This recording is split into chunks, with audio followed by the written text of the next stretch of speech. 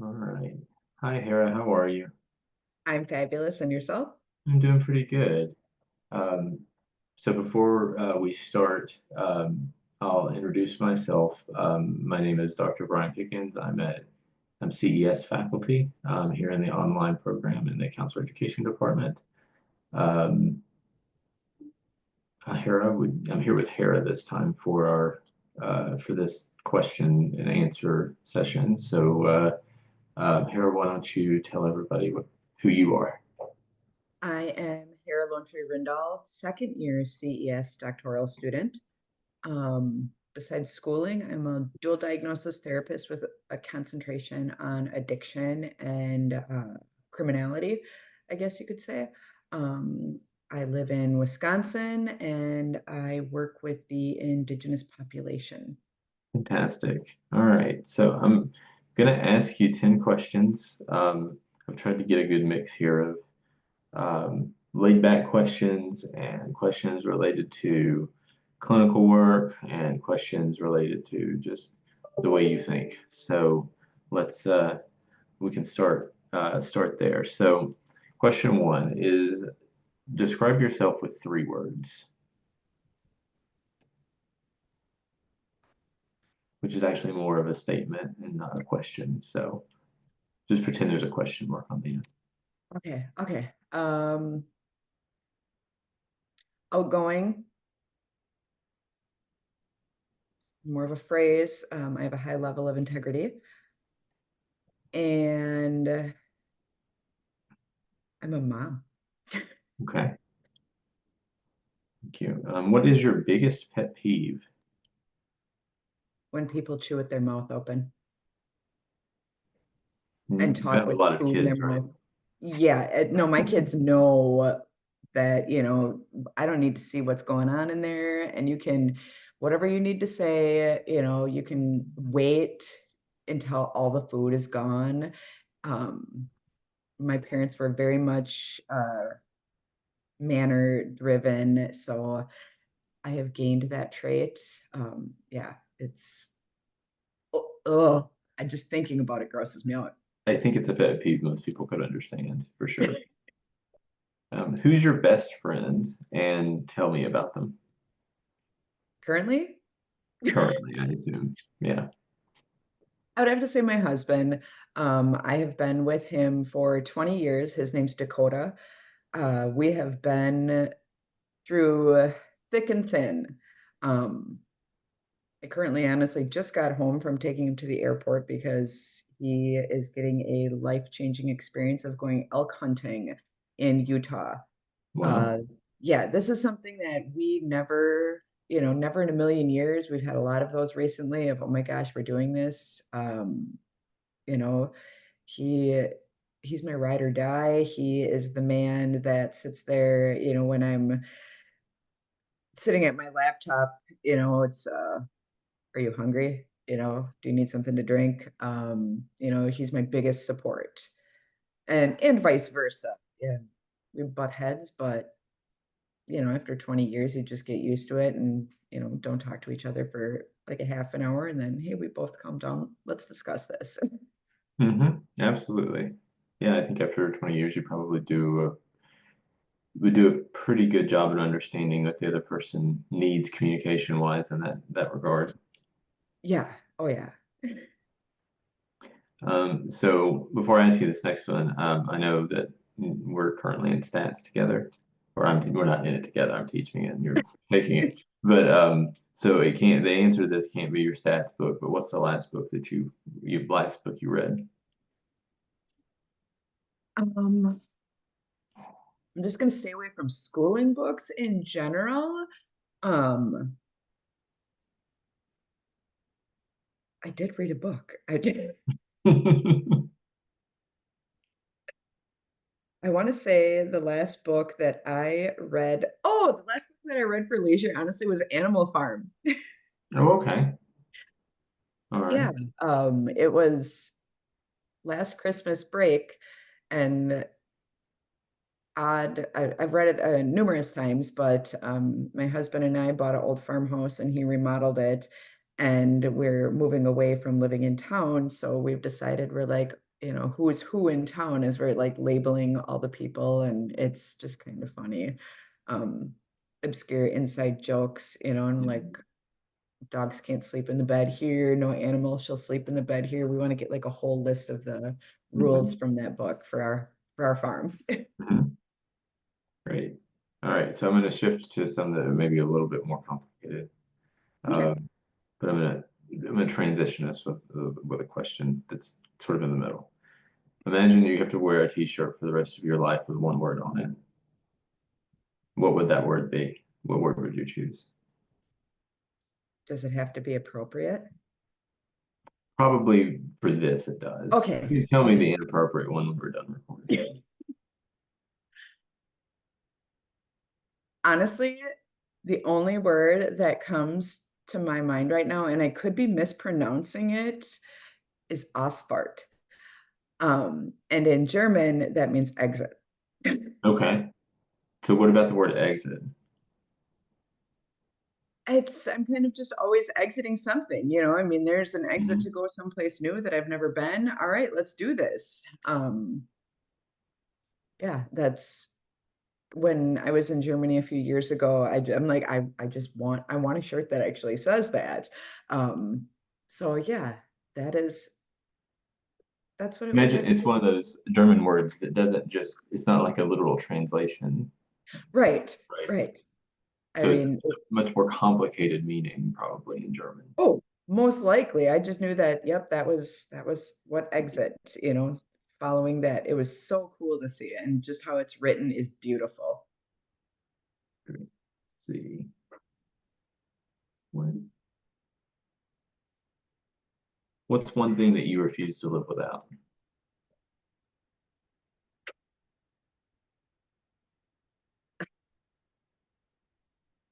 Okay, so obviously like all basic needs are being met, or Let's like, assume that all basic needs are being met. yeah, coffee. Is that a basic need? I think it might depend on who you ask. Okay, yeah. But I mean, you could live without coffee, I right? could live without A person coffee. can, not you specifically. Right, So it's a luxury in that way because it's not necessary. right. I think honestly, I couldn't live without, I mean, my nuclear family. If all of a sudden they're gone, I mean, I'm figuring it out. The body's a powerful thing, the human is powerful. So yeah, I mean, my 5 kids and my husband and my grandson. Hmm. Yeah. All right. So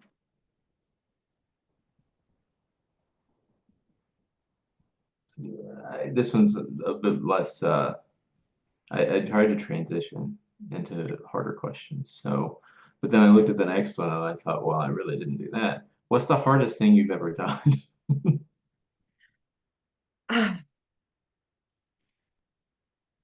I'm going to be real about this.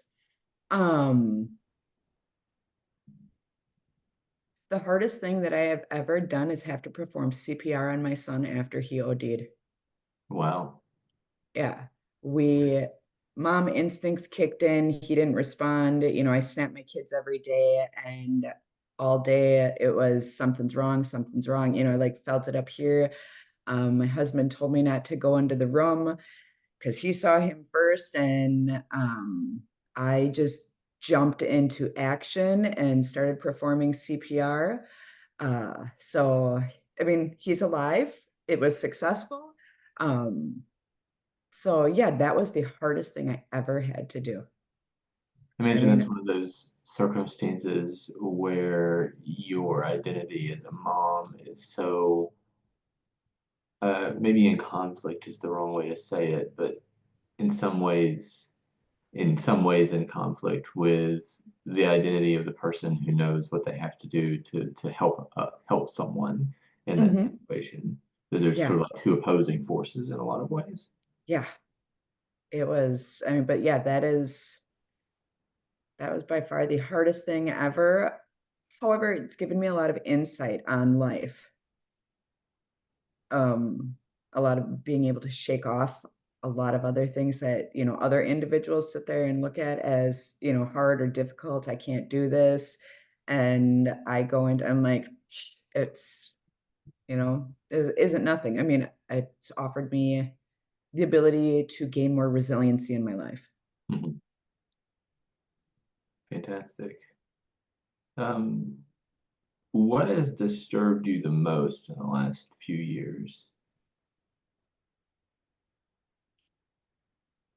I'm going to leave politics out of this one. Um,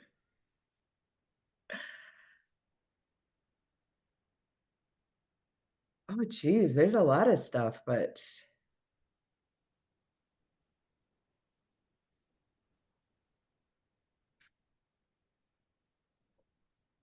in the last few years, I guess, just because I'm going to stick now with like, my career field, it's very disturbing on how many different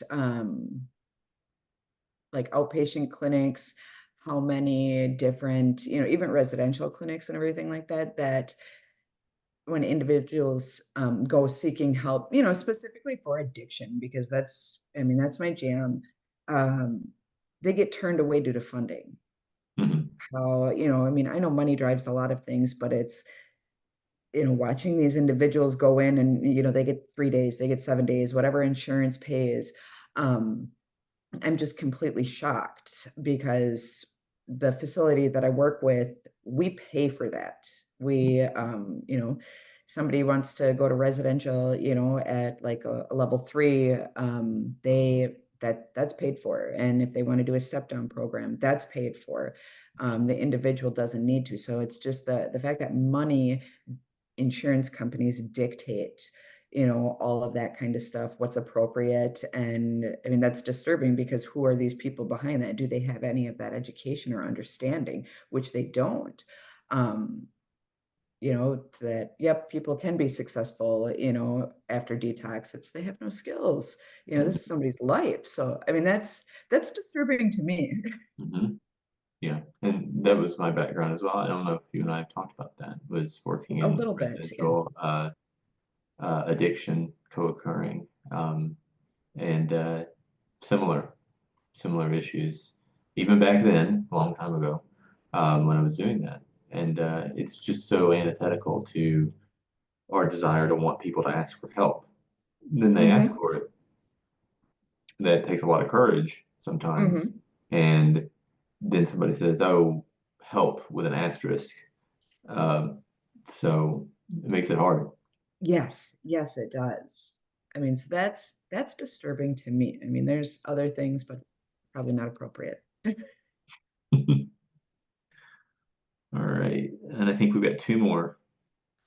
Uh, I'll end this on a light one, so I'll ask this next one. What are some assumptions that people make about you or your family, and what kind of impact has that had? Assumptions.